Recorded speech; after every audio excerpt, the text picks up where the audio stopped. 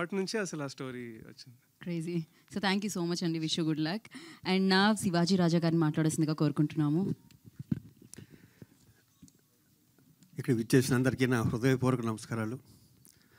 మా మనోజ్ మద్రాసులో school dress వేసుకుని స్కూల్కి వెళ్తున్నప్పటి నుంచి నేను చూస్తూనే ఉన్నాను.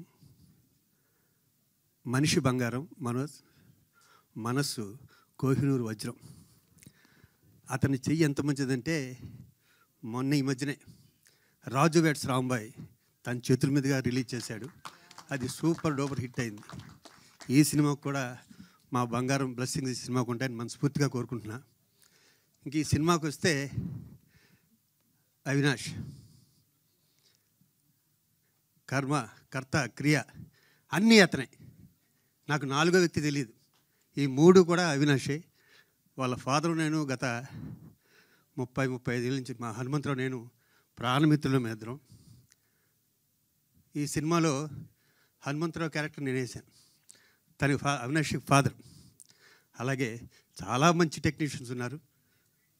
మా వినోద్ గారు, బుర్ర వినోద్ గారు, సాయి గారు, అలాగే చోడకి ప్రసాద్ గారు, మిగతా పెద్దలందరూ ఉన్నారు. ఇంకా చాలా ఈవెంట్స్లో ఈ సినిమా గురించి మాట్లాడాలి. ఆఖరిగా ఒక్క నిమిషం చెప్తా.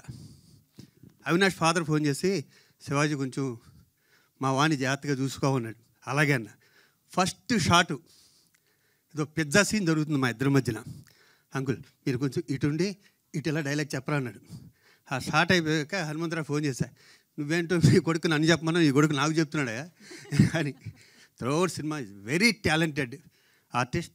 అతను పైకి రావాలని మనస్ఫూర్తి కోరుకున్నా. All the best entire team.